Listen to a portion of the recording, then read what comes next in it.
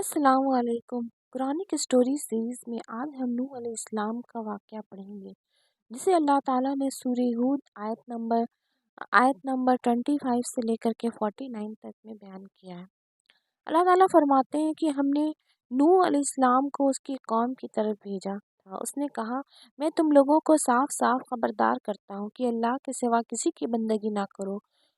ورنہ مجھے اندیشہ ہے کہ تم پر ایک روز دردناک عذاب آئے گا۔ جواب میں اس کی قوم کے سردار، جنہوں نے اس کی بات ماننے سے انکار کیا تھا، بولے، ہماری نظروں میں تم اس کے سوا کچھ نہیں ہو کہ بس ایک انسان ہو ہم جیسے، اور ہم دیکھ رہے ہیں کہ ہماری قوم میں سے بس ان لوگوں نے جو ہمارے ہاں کمزور سے بے سوچے سمجھے تمہاری پیروی اختیار کر لی ہے، اور ہم کوئی چیز بھی ایسی نہیں پاتے جس میں تم لوگ ہم سے کچھ بڑے ہوئے ہو، بلکہ ہم تو تمہیں جھوٹا سمجھتے ہیں۔ اس نے کہا، اے برادران قوم، ذرا سوچو تو صحیح، اگر میں اپنے رب کی طرف سے ایک کھلی شہادت پر قائم تھا، پھر اس نے مجھ کو اپنی خاص رحمت سے بھی نواز دیا، مگر وہ تم کو نظر نہ آئی، تو آخر ہمارے پاس کیا ذریعہ ہے کہ تم ماننا نہ چاہو اور ہم زبردستی اس کو تمہارے سر پر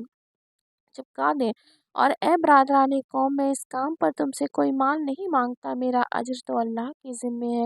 اور میں ان لوگوں کو دھکے دینے سے بھی نہیں رہا جنہوں نے میری بات مانی ہے، وہ آپ ہی اپنے رب کے حضور جانے والے ہیں، مگر میں دیکھتا ہوں کہ تم لوگ جہالت برت رہے ہو۔ اور اے قوم، اگر میں ان لوگوں کو دھتکار دوں تو خدا کے پکڑ سے کون مجھے بچانے آئے گا؟ تم لوگوں کی سمجھ میں کیا اتنی بات بھی نہیں آتی؟ اور میں تم سے نہیں کہتا کہ میرے پاس اللہ کے خزانے ہیں، نہ یہ کہتا ہوں کہ میں غیب کا علم رکھتا ہوں، نہ یہ میرا دعویٰ ہے کہ میں فرشتہ ہوں، اور میں یہ بھی نہیں کہہ سکتا کہ جن لوگوں کو تمہاری آنکھیں حقارت سے دیکھتی ہیں، انہیں اللہ نے کوئی بھلائی نہیں دی، ان کے نفس کا حال اللہ ہی بہتر جانتا، اگر میں ایسا کہوں تو ظالم ہوں گا۔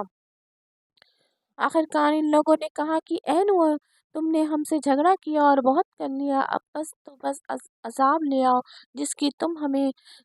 دھمکی دیتے ہو، اگر تم سچے ہو۔ نوح علیہ السلام نے جواب دیا، وہ تو اللہ ہی لائے گا اگر چاہے گا، اور تم اتنا بلبوتا نہیں رکھتے کہ اسے روک دو۔ اب اگر میں تمہاری کچھ خیر خواہی کرنا بھی چاہوں تو میری خیر خواہی تمہیں کوئی فائدہ نہیں دے سکتی، جبکہ اللہ نے تمہیں بھٹکا دینے کا ارادہ کر لیا ہو، وہی تمہارا رب ہے اور اسی کی طرف تمہیں پلٹنا ہے۔ اے نبی صلی اللہ علیہ وسلم،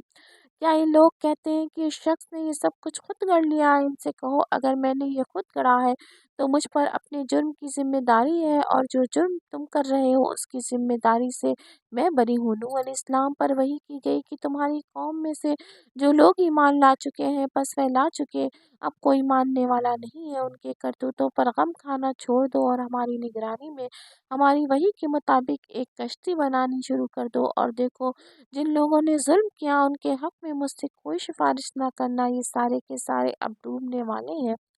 نوح علیہ السلام کشتی بنا رہا تھا اور اس کی قوم کے سرداروں میں سے کوئی اس کے پاس سے گزرتا، وہ اس کا مذاق اڑاتا۔ اس نے کہا، اگر تم ہم پر ہنستے ہو تو ہم بھی تم پر ہنس رہے ہیں، عنقریب تمہیں خود معلوم ہو جائے گا کہ کس پر وہ عذاب آتا ہے جو اسے رسوا کر دے گا، اور کس پر بلا ٹوٹ پڑتی ہے جو ٹالے نہ چلے گی۔ یہاں تک کہ جب ہمارا حکم آ گیا اور تنور ابل پڑا تو ہم نے کہا، ہر قسم کے جانوروں کا ایک جوڑا کشتی میں رکھ لو، اپنے گھر والوں کو بھی سوائے ان اشخاص کے جن کی نشاندہی پہلے کی جا چکی ہے اس میں سوار کرا دو، اور ان لوگوں کو بھی بٹھا لو جو ایمان لائے ہیں، اور تھوڑے ہی لوگ تھے جو نوح علیہ السلام کے ساتھ ایمان لائے تھے۔ نوح علیہ السلام نے کہا، سوار ہو جاؤ، اس میں اللہ ہی کے نام سے ہے، اس کا چلنا بھی اور اس کا ٹھہرنا بھی، میرا رب بڑا غفور الرحیم ہے۔ کشتی ان لوگوں کے لیے چلی جا رہی تھی اور ایک موج پہاڑ کی طرح اٹھ رہی تھی۔ نوح علیہ السلام کا بیٹا دور فاصلے پر تھا۔ نوح علیہ السلام نے پکار کر کہا، بیٹا ہمارے ساتھ سوار ہو جا، کافروں کے ساتھ نہ رہ۔ اس نے پلٹ کر جواب دیا، میں ابھی تک پہاڑ پر چڑھا جاتا ہوں جو مجھے پانی سے بچا لے گا۔ نوح علیہ السلام نے کہا، آج کوئی چیز اللہ کے حکم سے بچانے والی نہیں ہے سوائے اس کے کہ اللہ ہی کسی پر رحم فرمائے۔ اتنے میں ایک موج دونوں کے درمیان حائل ہو گئی اور وہ بھی ڈوبنے والوں میں شامل ہو گیا۔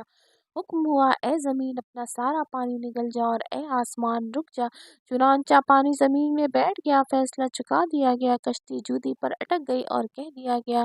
کہ دور ہوئی ظالموں کی قوم۔ نوح علیہ السلام نے اپنے رب کو پکار کر کہا، اے رب، میرا بیٹا میرے گھر والوں میں سے ہے اور تیرا وعدہ سچا ہے، تو سب حاکموں سے بڑا بہتر हाकिम है जवाब में इरशाद हुआ, ए नूह अलैहिस्सलाम, वह तेरे घर वालों में से नहीं है, वह तो एक बिगड़ा हुआ काम है, लिहाजा तो उस बात की मुझसे दरख्वास्त ना कर जिसकी हकीकत तू नहीं जानता। मैं तुझे नसीहत करता हूँ कि अपने आप को जाहिलों की तरह ना बना ले। नूह अलैहिस्सलाम ने फौरन अर्ज़ किया, ए मेरे रब, मैं तेरी पनाह मांगता हूँ